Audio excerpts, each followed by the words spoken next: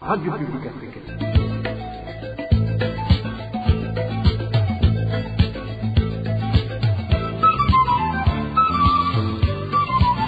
Radio Publique Africaine.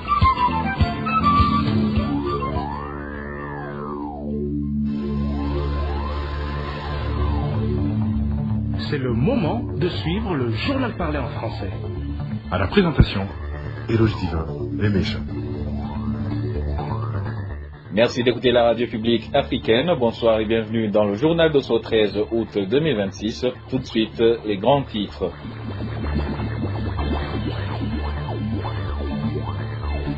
Tout individu qui envisagerait d'attaquer le Burundi, qu'il soit burundais ou étranger, ne sera plus toléré. Cela a été annoncé ce jeudi par le numéro 1 burundais devant des jeunes venus assister à la journée dénommée Inkerebutsi Day. Vous allez entendre les propos du président Ndayishimiye dans ce journal.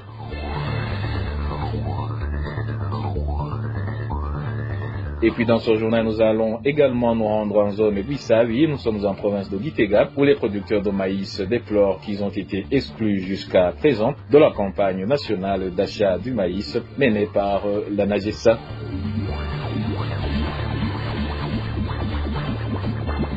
Et enfin, la Fédération internationale de l'automobile, FIA en sigle, vient de retirer au Burundi l'organisation du championnat du rallye automobile pour cette année, suite aux problèmes liés à la gestion financière qui se sont remarqués. Voilà pour les titres, le développement, c'est dans un instant.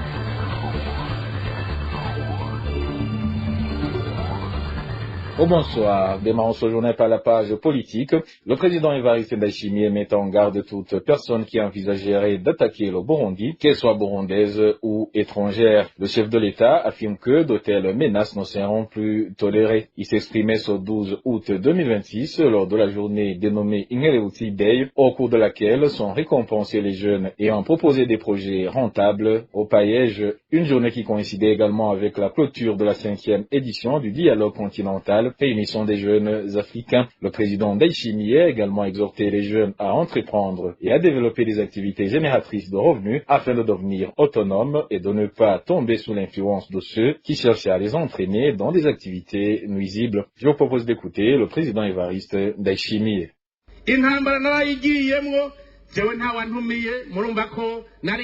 J'ai moi-même vécu la guerre. Je m'y suis retrouvé sans que personne ne m'y ait envoyé parce que j'étais comme un réfugié, fouillant ceux qui voulaient me tuer. Mais ce qui en est ressorti, c'est que nous avons finalement retrouvé la paix. C'est pourquoi je ne souhaite pas de guerre dans notre pays.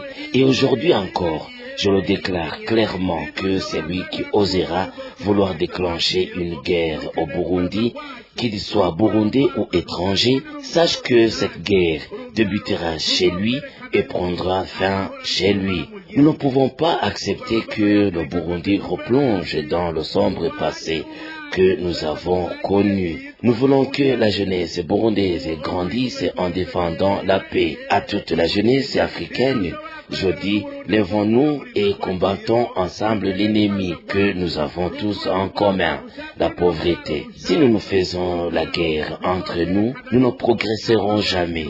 Nous devons rejeter toute personne qui viendra nous raconter autre chose. Le secret du développement, c'est le travail. Sachez que la guerre est mauvaise, tout comme une mauvaise gouvernance. Vivre de mendicité est également mauvais. Lorsqu'une personne est riche aujourd'hui, sachez qu'elle a d'abord travaillé pour atteindre ce niveau, même si aujourd'hui elle peut être en mesure de donner du travail aux autres. C'est pourquoi il ne faut pas faire de la mendicité un monde de vie. La jeunesse burundaise le sait et je ne cesse de le lui rappeler. Il n'existe pas de pays meilleur que le Burundi. Alors, si vous cherchez des visas pour l'Amérique ou pour Dubaï, cela montre que vous voulez vivre sans faire d'efforts, pendant que d'autres qui ont travaillé construisent leur pays.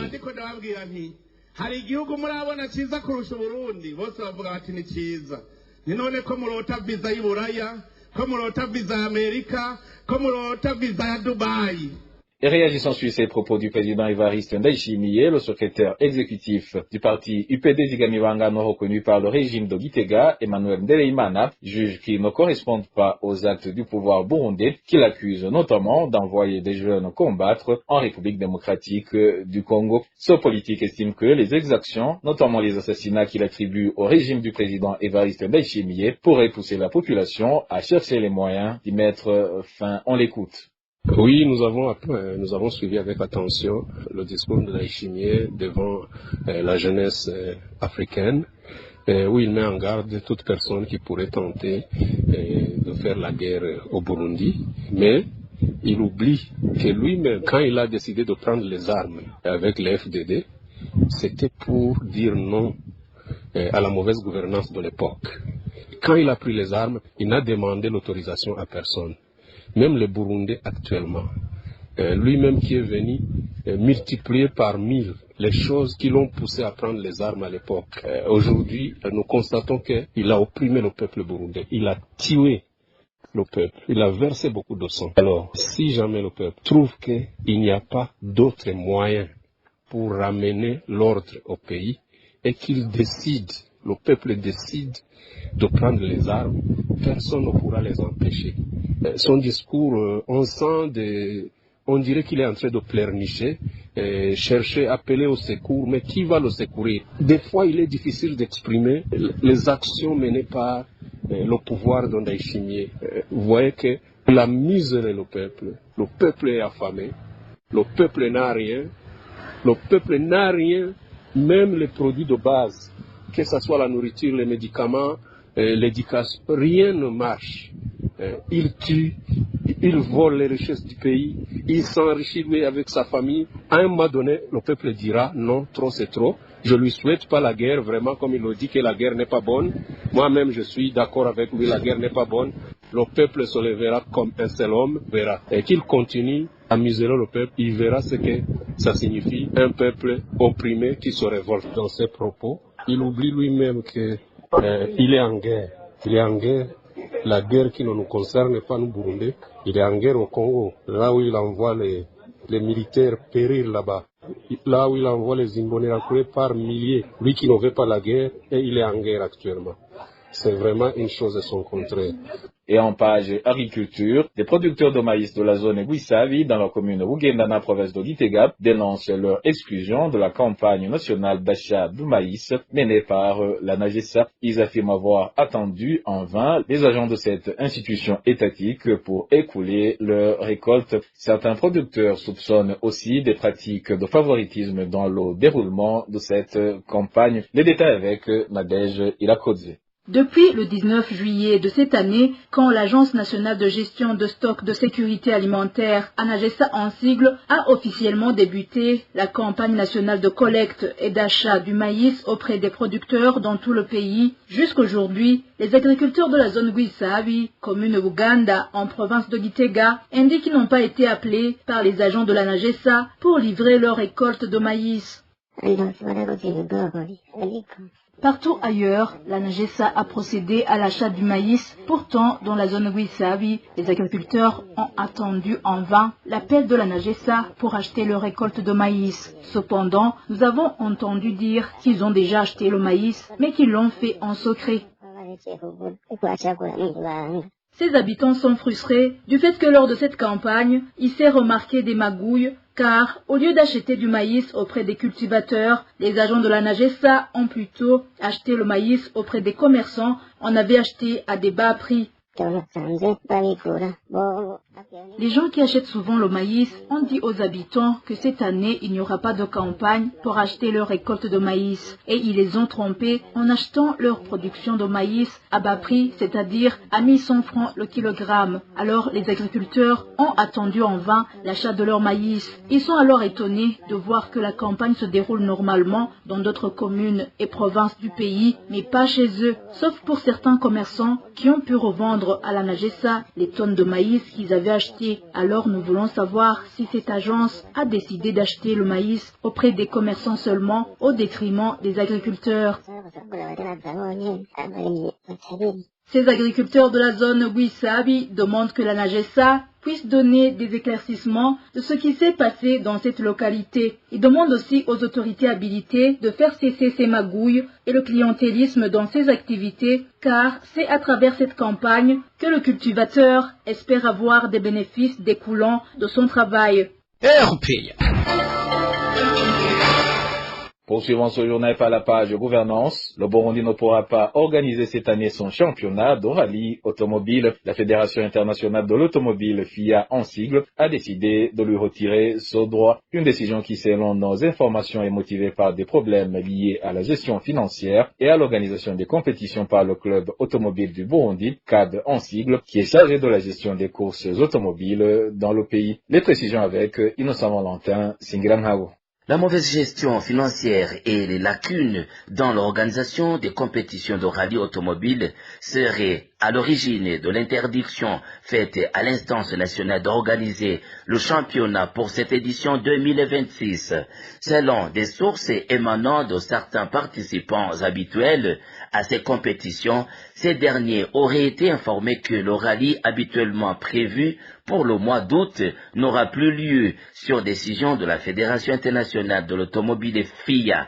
Monsieur Silas Pacifique Nsagouye, qui dirige le bureau national à la tête du club automobile du Burundi et qui est chargé de l'organisation du rallye depuis le mois d'avril 2025, est mis en cause pour mauvaise gestion des ressources lors de l'organisation des compétitions au Burundi, ainsi que pour le manque de préparation et de conformité des pistes. Par conséquent, les pilotes de course burundais devront désormais se rendre au Rwanda voisin pour participer aux compétitions. Certains commerçants et propriétaires d'établissements hôteliers ont accueilli cette nouvelle avec consternation. Ils tiraient en effet d'importants profits de la tenue de cet événement grâce à l'accueil des visiteurs venus de loin et à l'augmentation de leurs ventes sur les sites de compétition. Autre catégorie impactée, les pilotes engagés dans ces épreuves pour qui ce rendez-vous constituait un cadre idéal pour évaluer leurs capacités et leurs performances en vue d'obtenir des victoires.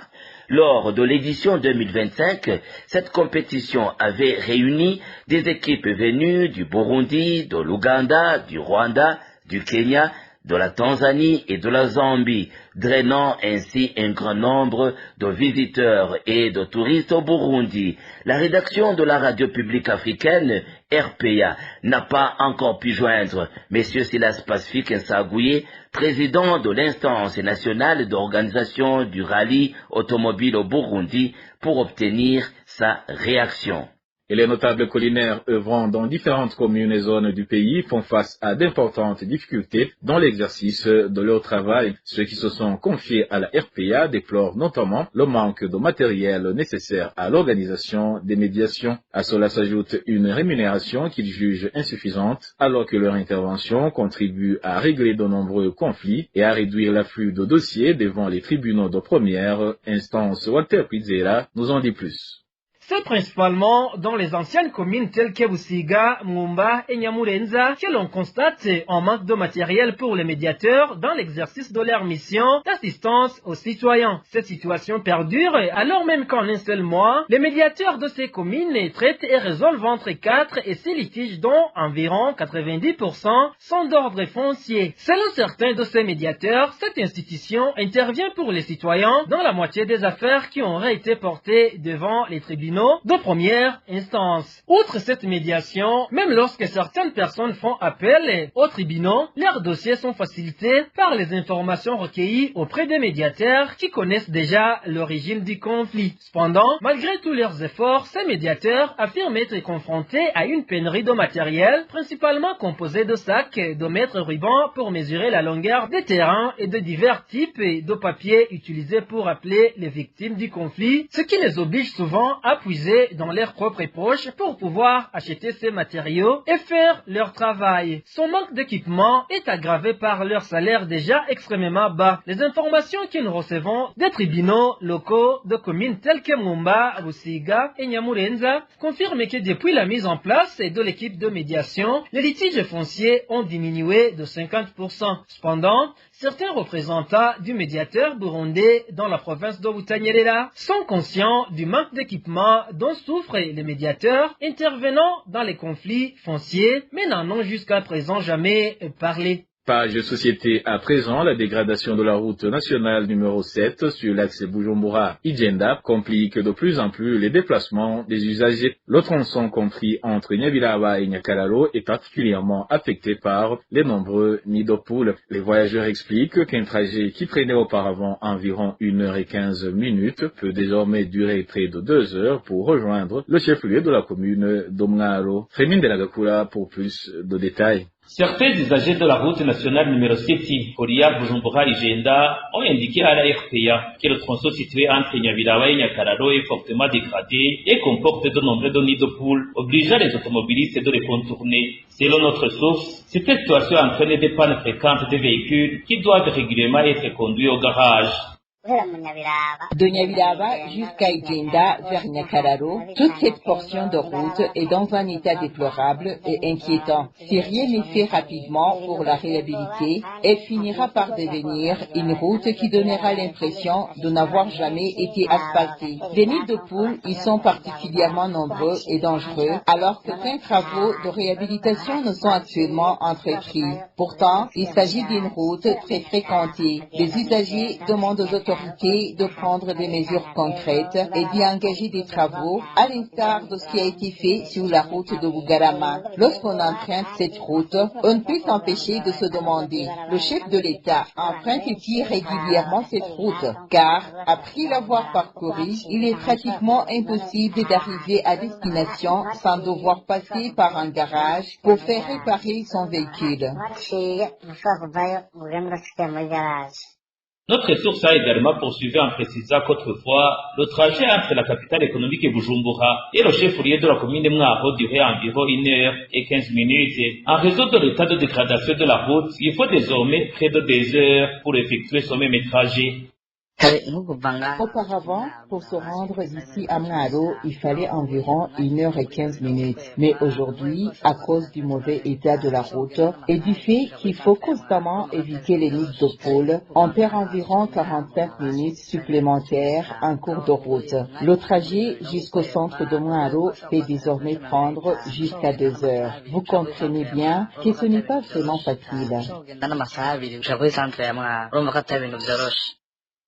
Les usagers de cette route demandent qu'il soit réhabilité dans le meilleur délai. Selon eux, cette réhabilitation permettrait non seulement de réduire la durée des déplacements, mais aussi de diminuer de nombreux accidents qui surviennent sur la route Bujumbura-Ijenda.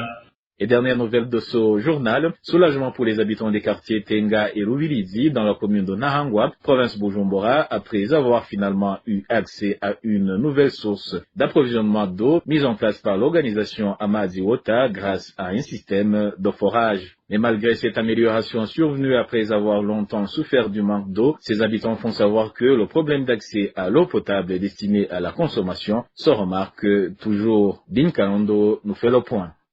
Les habitants des quartiers de Tenga et Rubirizi de la commune Nahangwa se réjouissent. Depuis mardi de cette semaine, ils ont désormais accès à l'eau grâce à l'organisation Amaziota qui a mis en place un système de forage. Satisfait, un des habitants témoigne. L'eau que nous avons reçue, nous en avions grandement besoin. Nous étions confrontés à une pénurie d'eau sans précédent. Nous pouvions passer entre 3 semaines et 1 mois sans qu'une seule goutte ne coule du robinet. Nous étions complètement épuisés d'aller chercher de l'eau à droite et à gauche. Cette eau nous aide énormément dans nos foyers pour la cuisine, la lessive et les petites tâches ménagères. Nous remercions vivement ceux qui ont eu cette initiative. Cependant, notre source indique que l'accès à l'eau destinée à la consommation reste un problème car les habitants doivent aller la chercher loin ou ils font appel à des personnes qui transportent l'eau à vélo. Le prix d'un bidon varie entre 500 et 1000 francs selon le lieu où habite la personne. Il nous reste le problème de l'eau potable car les robinets d'eau potable sont peu nombreux. Il y a des gens qui vont puiser d'eau ailleurs. Si vous les envoyez, ils vous rapportent un bidon pour 1000 francs en fonction de l'endroit où ils vont la chercher ou parfois pour 500 francs. Mais la plupart facturent 1000 francs. Vous comprenez donc que le coût de l'eau à boire reste très cher. Le chef de l'État s'était rendu sur place pour mettre officiellement cette eau à la population. Il a indiqué que ce projet était le plus important réalisé jusqu'à présent par l'organisation Amaziota dans les différentes provinces du pays et a appelé les habitants à bien entretenir ces installations. Et voilà, chers auditeurs de la radio publique africaine, c'est par ici que le journal de ce 13 août 2026 se termine. Merci pour votre écoute et je remercie également mes collègues de la rédaction et ceux de la technique pour leur parfaite collaboration. Au micro, vous étiez avec Éloge Divin Remesha. Je vous souhaite une excellente soirée.